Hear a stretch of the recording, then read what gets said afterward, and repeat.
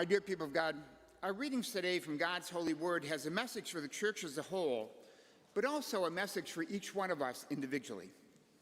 For the church as a whole, it's mostly symbolism. The boat represents the church. And while the church will be tossed by the storms and difficulties of life, Jesus will always keep it safe. Jesus will keep his church safe. Which, of course, with the storms of the last few years is certainly good news. You know, right now, many of our brothers and sisters in Africa are facing devastating persecution. We certainly need to be in solidarity with them. We need to be praying for them. It would also be a good idea to do some fasting for their safety. And of course, as we see our brothers and sisters persecuted, we can certainly feel powerless. We can feel angry. But we need to know that our prayers do have power. And you and I need to fall on our knees, imploring the Lord's grace to protect our brothers and sisters in Africa.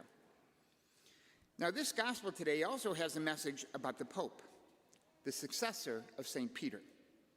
And basically, it's meant to teach us is that while the faith of individual popes may falter, Jesus will never let them sink. And by that, I don't mean that a pope can't sin or can't even be personally lost, because they could be. But I mean that Jesus will never allow Peter or his successor to teach falsely in an authoritative way. Why?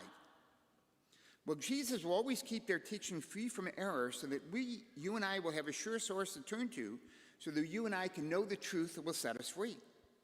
And that certainly, my friends, is very good news. But my dear people, what I really want to focus on today is how these readings also give us a real hopeful message for each and every one of us personally. The fact is that all of us at times ourselves will be at the center of storms in our lives. There are times when you and I can feel like we're sinking. One thing that often stands in the way of many people finding joy and peace in life is fear. Many people are filled with fear. And we heard how the apostles were in the boat, the storm kicked up, and they were very much afraid. Their fear kept them from recognizing Jesus as he came to them. Their fear kept them from going to Jesus.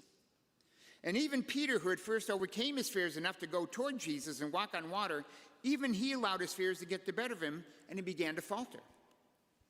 Jesus, of course, reached out and saved him. Jesus then got in the boat and quieted the storm. But fear, my friends, colored the whole situation.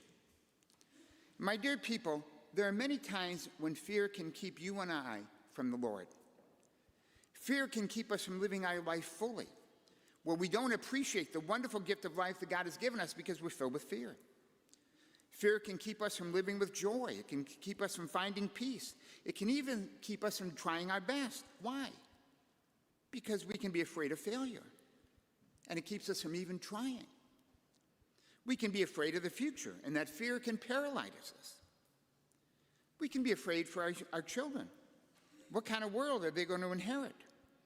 In fact, I know some people have let that fear keep them from even having children. We can be afraid of rejection. We can be afraid to be ourselves because we fear that people won't like us. Young people are going out into the workforce or off to school. They can be afraid, wondering if they're going to make it, wondering if they're going to be successful. When we or someone we love is ill, we can again be filled with fear. What's going to happen?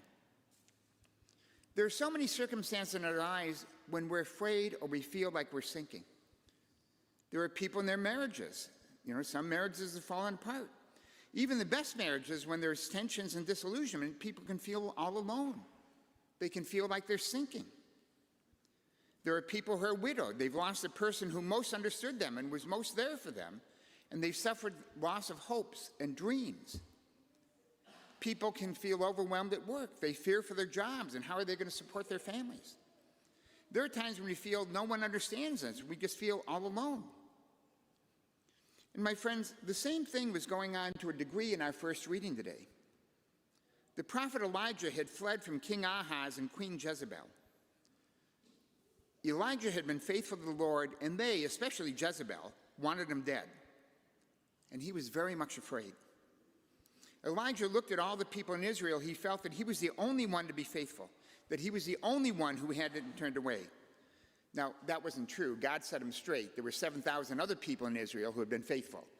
But he looked around and he thought he felt all alone, that he was the only one who was faithful.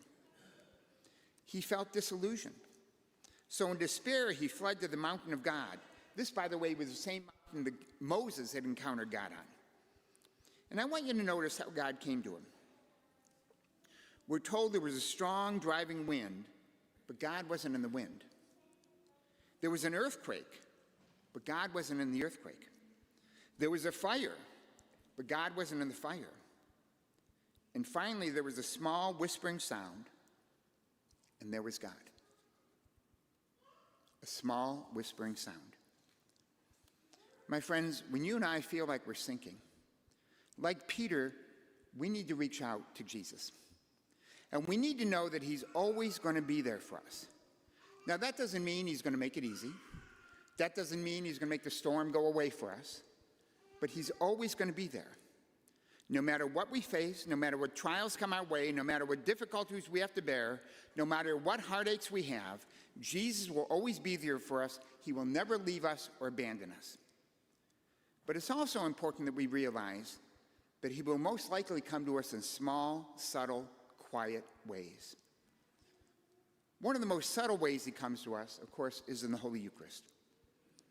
Every time we come to Mass, there isn't a mighty wind, except maybe during the homily. But then, there isn't going to be an earthquake usually. There isn't going to be a mighty fire. But the fact of the matter is, Jesus Christ is here. And he's here every bit as much as he was there in the middle of that storm with the apostles. Every time you and I receive communion, Jesus is saying to you, I love you. I'm here for you. You're not alone. There's nothing you'll face that I won't be there for. He comes to give us the strength, to give us his life, to share our burdens with us. But he also comes to us in other ways, through a call from a friend, a stranger's kind word, a child's smile, through the beauty of nature. The fact of the matter is, Jesus Christ is always here for you and me. And I think our readings today are calling us to open our eyes and open our ears at those times that we feel like we're sinking. At those times when fear stands in the way of our being what God calls us to be. Jesus is here telling us, don't be afraid. Don't be afraid. My friends, let's, like Peter, reach out to Jesus and know that he's here. Let's reach out to the Lord and recognize that when he answers us in that tiny whispering sound, and when he comes to us in the subtle things of everyday life. In the midst of the storms of our lives, when things are troubled and we're not at peace, let's hear the voice of Jesus saying, I love you. Don't be afraid. I'm here. Amen.